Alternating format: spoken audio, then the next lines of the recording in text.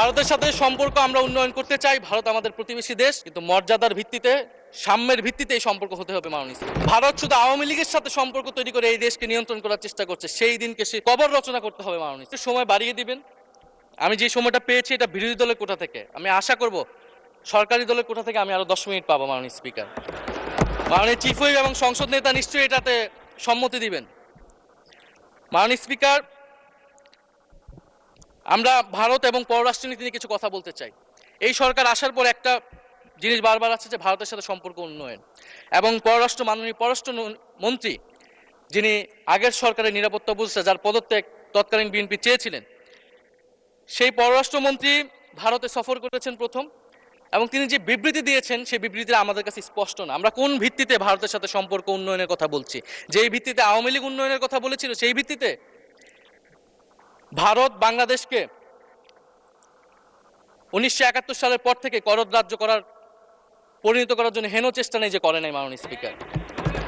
সীমান্তে হত্যাকাণ্ড এখনো হচ্ছে, আমরা নদীর পানি হিস্সা পাচ্ছি না, এবং নতুন করে যেটা হচ্ছে যে বর্ডারে বাংলাদেশি বলে বিভিন্ন মানুষকে পুশ ইন করা হচ্ছে।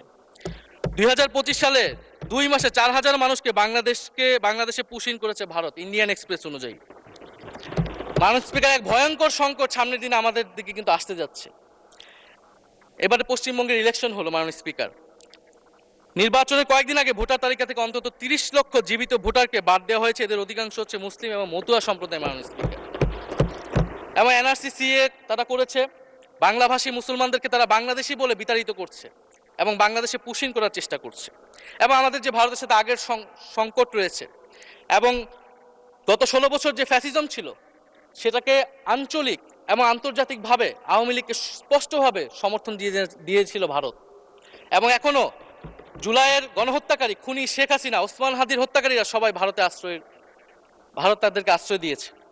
ফলে ভারতের সাথে এই বিষয়গুলো নিয়ে আমাদের সরকার কি কথা বলেছে এটা মাননীয় স্পিকার আমরা জানতে চাই। ভারতের সাথে সম্পর্ক আমরা উন্নয়ন করতে চাই। ভারত আমাদের প্রতিবেশী দেশ, কিন্তু মর্যাদার ভিত্তিতে, সাম্যের ভিত্তিতে এই সম্পর্ক হতে হবে মাননীয় স্পিকার। ভারত শুধু আওয়ামী লীগের সাথে সম্পর্ক তৈরি করে এই দেশকে নিয়ন্ত্রণ করার চেষ্টা করছে, সেই দিনকে সে কবর রচনা করতে হবে মাননীয় স্পিকার।